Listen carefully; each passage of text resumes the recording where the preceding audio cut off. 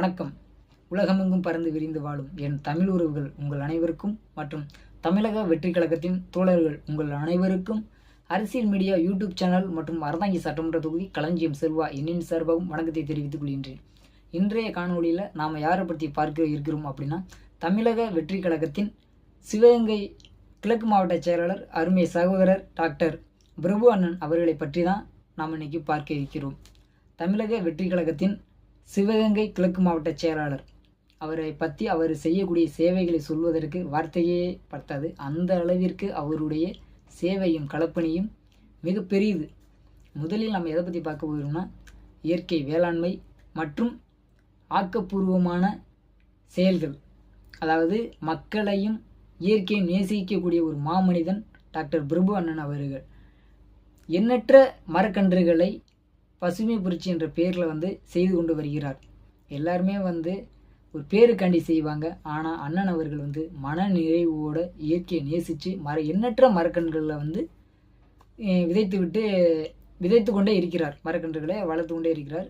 இது இயற்கைன்னு சொல்லப்போனால். அதே போல் முதியவர்கள், ஊனமுற்றவர்கள், அனாதையற்றவர்கள் இது போன்ற மக்களுக்கு எண்ணற்ற உதவிகளை அண்ணன் டாக்டர் பிரபு அண்ணன் செய்து கொண்டு வருகின்றன. இது அண்ணன் தமிழக வெற்றி கழகம் சிவகங்கை கிழக்கு மாவட்ட செயலாளராக பதவியேற்பதற்கு முன்னதாகவே விஜய் மக்கள் இயக்கமாக இருக்கும் பொழுதே எண்ணற்ற களப்பணிகளை மக்களுக்கு அவரால் முடிந்த உதவிகளை செய்து கொண்டு தான் வருகின்றன. அதே போல் அண்ணன் தமிழக வெற்றி கழகத்தின் கிழக்கு மாவட்ட செயலாளராக பதவியேற்றதுக்கு அப்புறம் சரியான ஒரு வரவேற்பு சிவகங்கை சீமையில்.